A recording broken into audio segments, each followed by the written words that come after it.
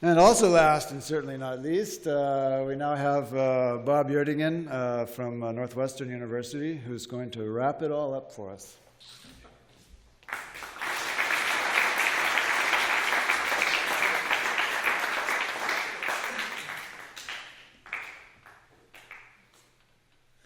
Thank you very much.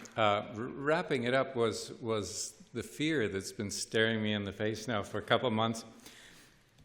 I wrote this abstract. You know, I was going to answer why these books are so great, and they're great for all these reasons. They're broad, they speak to general human abilities, they spawned great areas of research, but lots of books have done that, and I kept coming back to the end that these writers approach great subjects with great humility and respect and a creativity born of real scholarly devotion to the craft of research. I really believe this. I have just been so impressed by these people my whole academic career. And yet, I thought that 30 minutes of heartfelt encomium was not the way to go. I consulted my summer colleagues.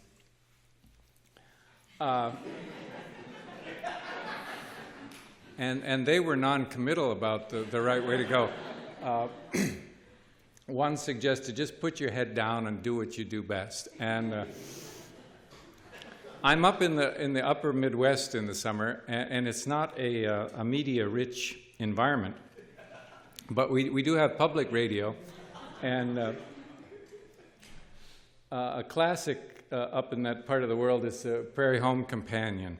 And Prairie Home Companion is affectionately retro. They send up every old genre of classic radio programs. It's been going on forever. In fact, this Saturday they had their 40th anniversary show. One of the standard bits that they send up is The Lives of the Cowboys, starring Dusty and Lefty. And here's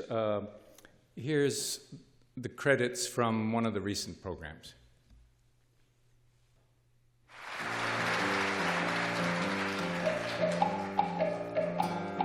The Lives of the Cowboys, brought to you by Morning Star Aloe Cream for your saddle. It's natural. And now we join Dusty and Lefty for another exciting Western adventure.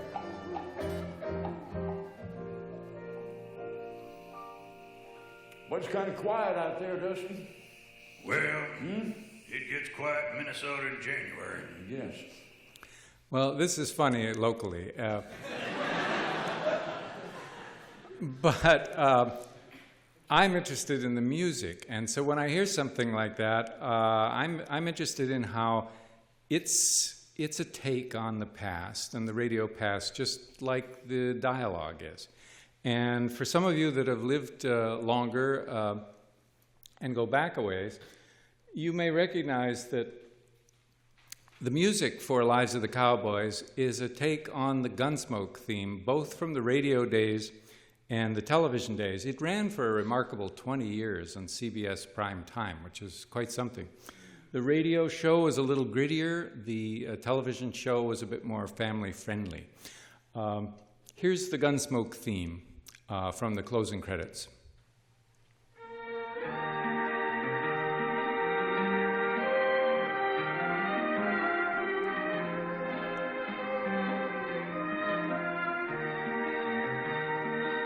Gunsmoke, produced and directed by Norman Macdonald, stars William Conrad as Matt Dillon, U.S. Marshal. Our story was specially written for Gunsmoke by John Meston, with music composed and conducted by Rex Corey. Sound patterns by Tom Hanley and Bill James. And when I heard that, I said, sound patterns?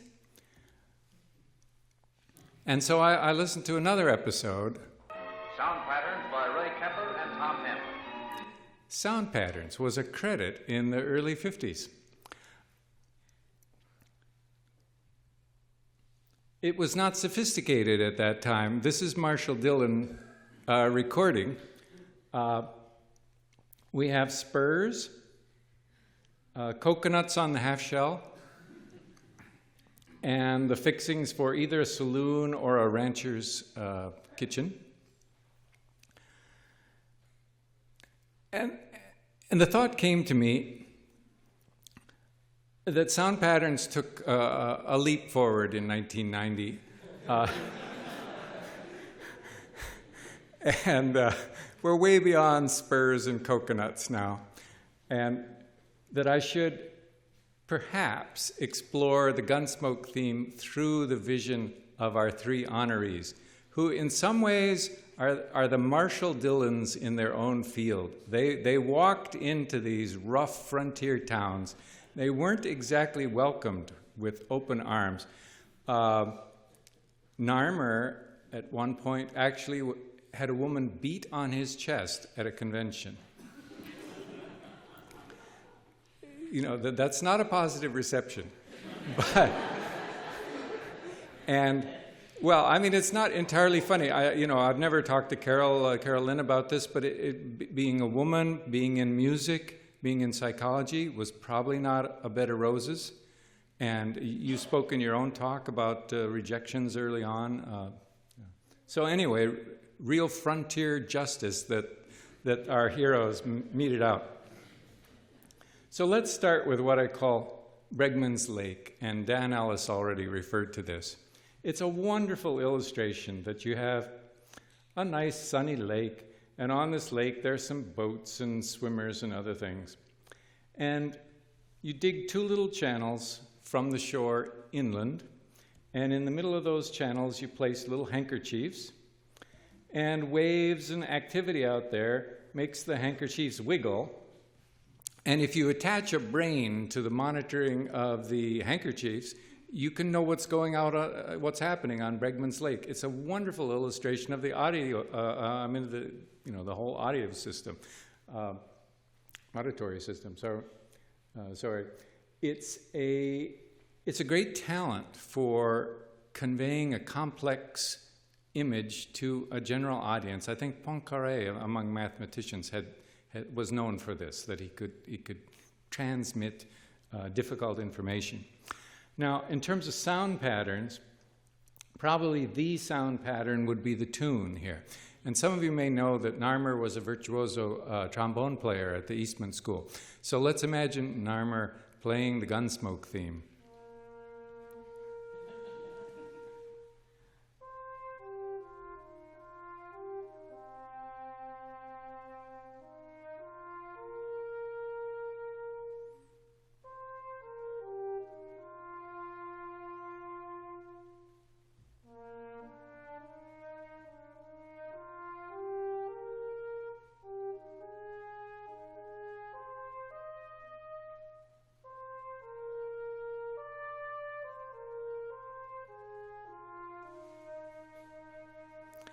The government does not consider this actually the song.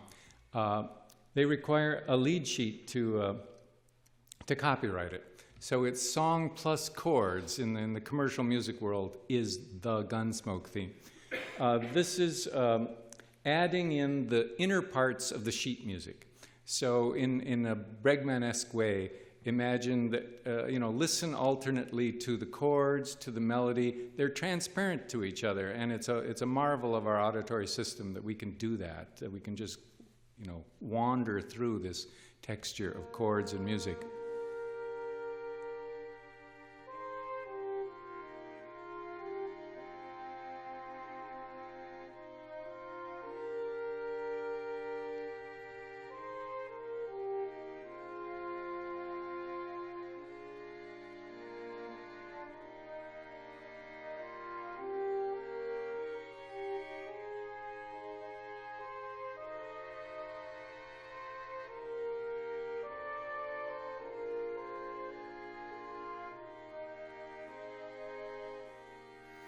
The composer was a well-known theater organist in the vaudeville circuits of the 20s and 30s, and so he knew pop music inside and out. This is a very sophisticated melody.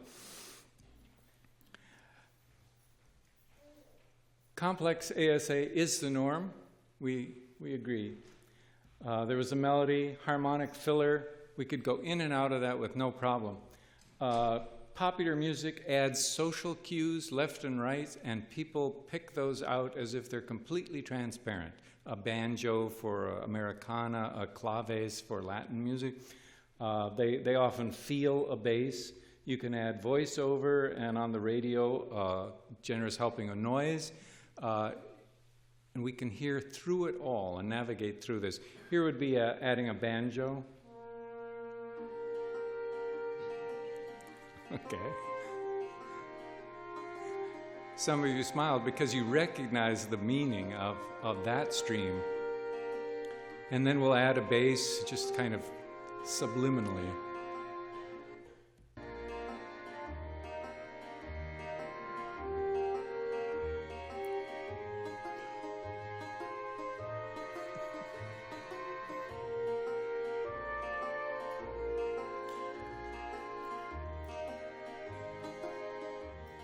And then voiceover. Gunsmoke, transcribed under the direction of Norman McDonald, stars William Conrad as Matt Dillon, U.S. Marshal. Tonight's story was specially written for Gunsmoke by John Meston, with music composed and conducted by Rex Corey. Sound patterns by Ray Kemper and Tom Nantley. There are those sound patterns again. Notice it's a team effort, and the last 2 days we've been talking about a team of people. So here's our second team member, Carolyn Krumhansl. She talks about perceived relations between musical tones, and this is a phrase that's almost a direct translation from the Italian music theorist Basevi, an actual composer and critic, in the 1860s. It's quite amazing that he was you might say, the alternate camp to Helmholtz. In other words, Basevi was really a kind of gestaltist. He felt that there was this collective, holistic, perceived relationships above tones.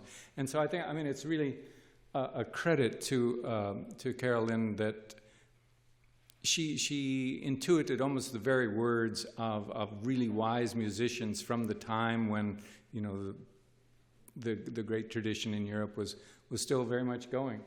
And her result is actually a major work in music theory.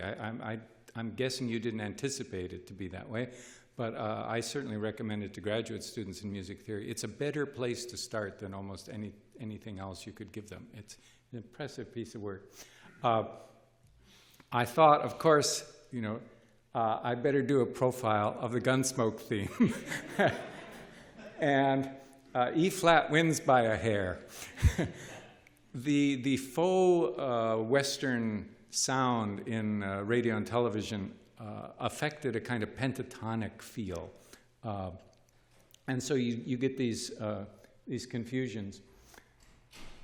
And I came up with something you don't see too often, I think, which is a performance of a profile. This is the profile turned on its side, and we can play it. It creates a kind of synchronic listening. This blue bar is going to pass by the profile, and tones will drop out as we go along. And when you get to the end, I think you'll feel that the B flat is the dominant of E flat.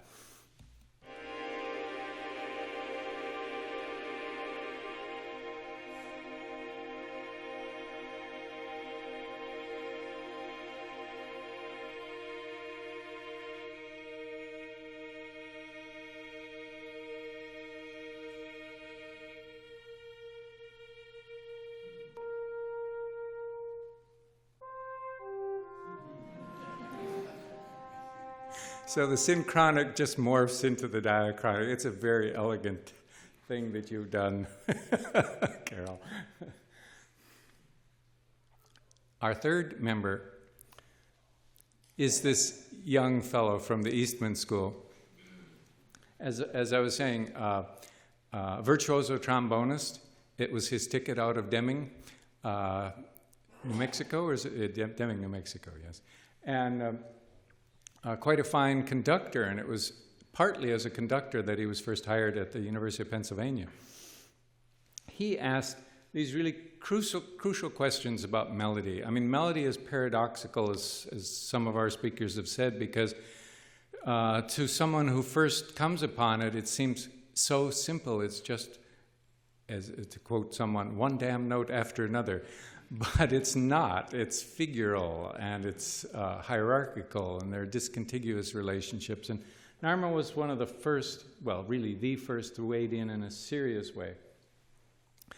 There aren't many pictures of Jean on the internet, and so I've digitally aged this photo to come to something a little bit closer to where we are today.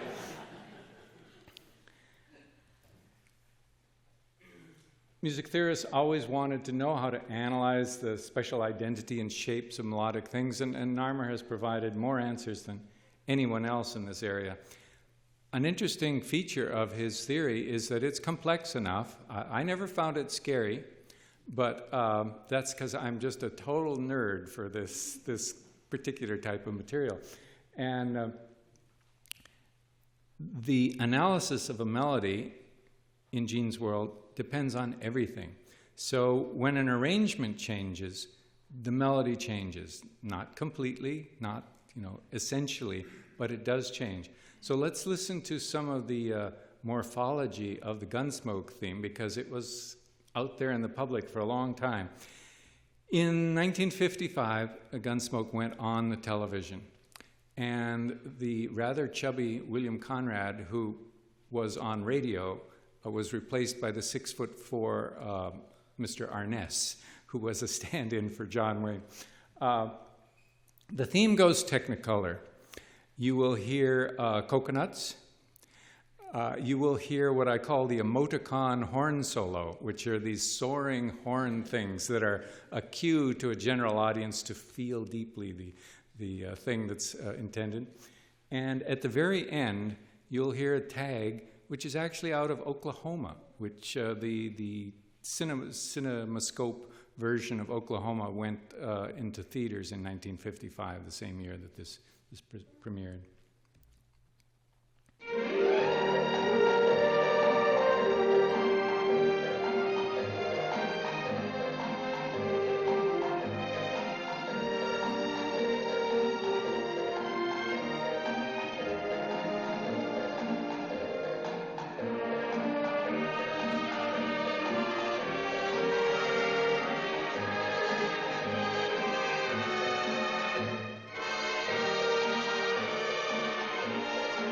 And here's the Oklahoma tag.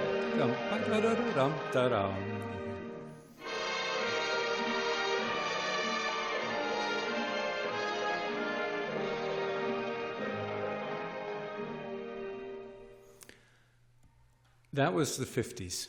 Okay, some of us were there. By the 60s, more and more serious updates were required. And an epical event in Western tone space is the Magnificent Seven. Okay. It's a seriously wonderful score by Elmer Bernstein, who, like Leonard Meyer, studied with Stefan Volpe and Aaron Copland. One of the least known antecedents of the Magnificent Seven theme is Jules Massenet's Le Cid opera. And an LP of a suite from that came out in the 50s, and I expect that Bernstein probably heard it. What you'll hear is a Spanish color. Magnificent Seven takes place in Mexico. You'll hear kind of aggressive rhythmic chords, and you'll hear a very characteristic 3-chord sequence. So here's some Jules Massenet from the late 19th century.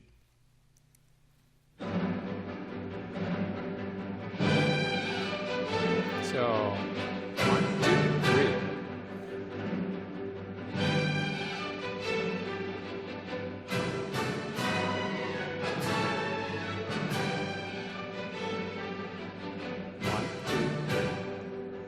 Okay.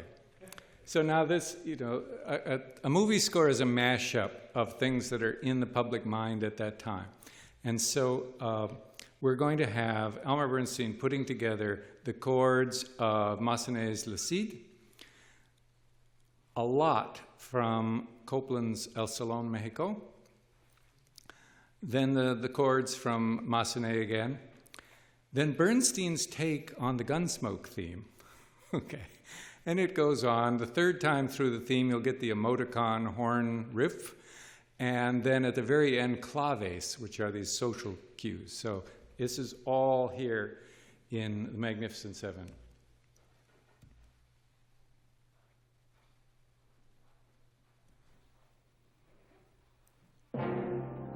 Whoops.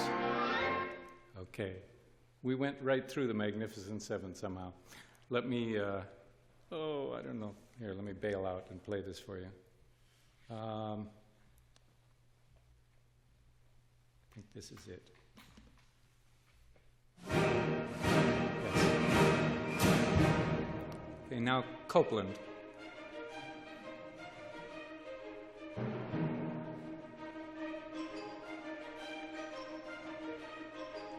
And a bit of Bernstein. The chords. Now the Gunsmoke theme.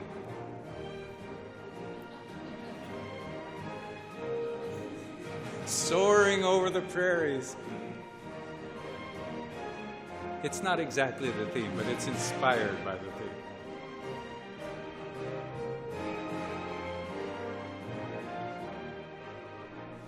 Very nice orchestration, really.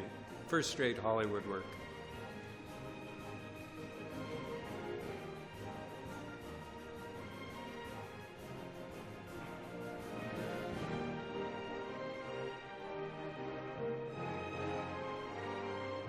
Now the studio executive is saying more cowbell, more horn.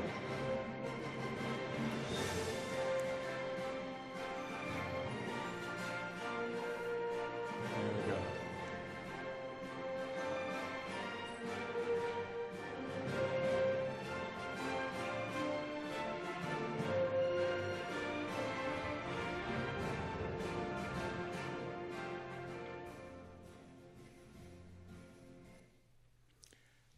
Now, if I can find the right place here for us. Go, no. Okay. I'm trying to scroll down, but I can't quite.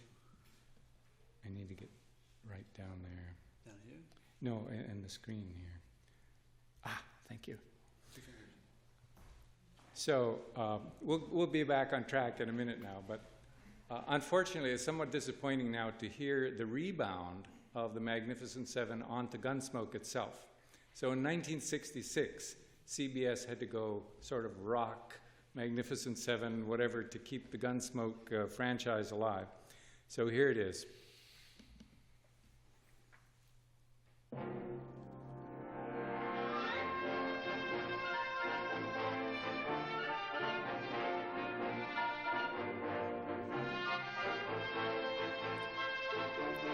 It's a kind of pale copy.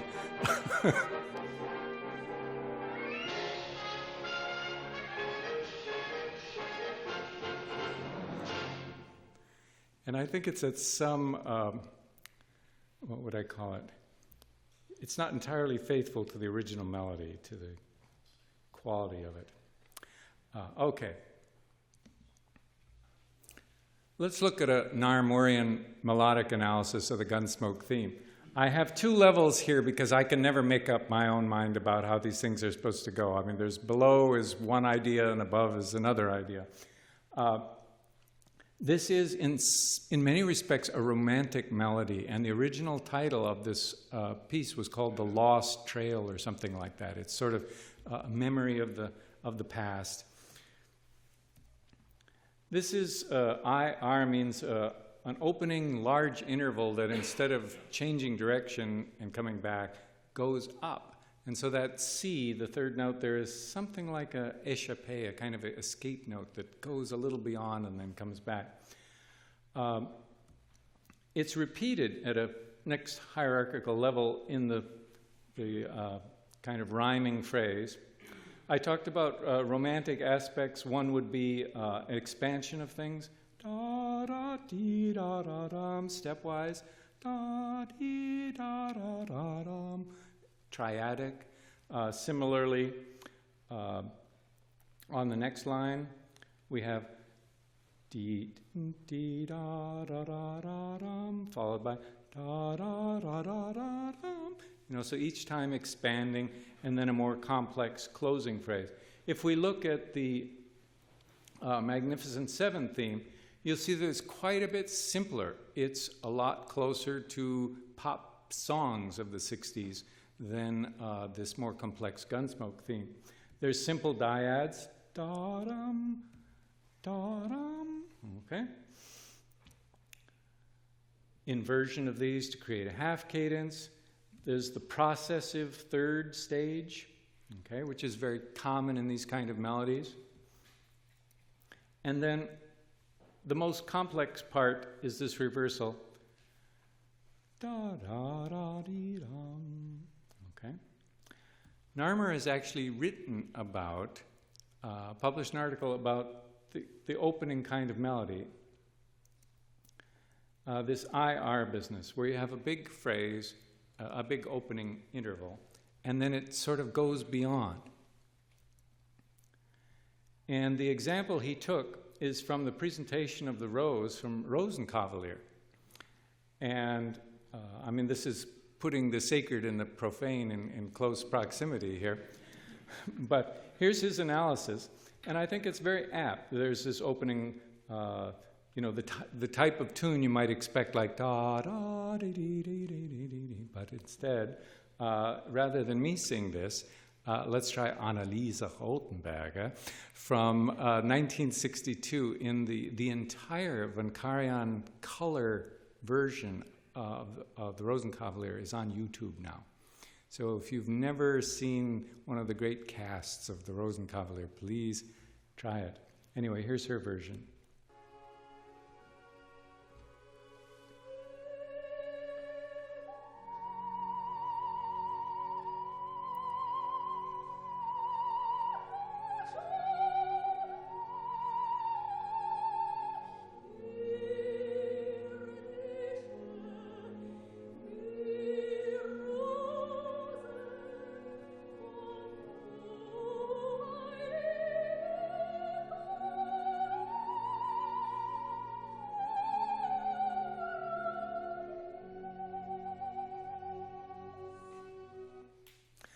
Well, anyway, our three gunslingers have a lot to teach us about music, and just pulling a sort of random thing I heard off the radio, I learned a lot about it by trying to view it through the lens of our three honorees.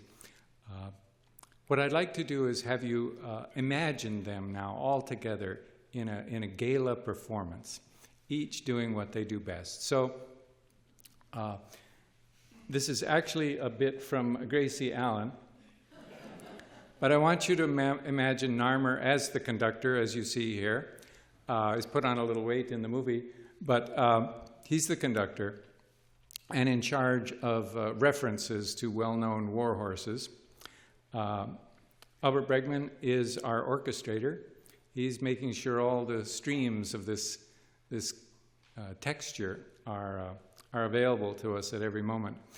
And Carolyn Krumhansl sits at the keyboard performing the tonal context for a probe tone experiment that goes horribly wrong for a long time, but there is triumph at the end, and what the audience feels is what your subjects felt when they were given a good probe tone. There's really a sense of accomplishment. All right. So use your imaginations. This is from 1944.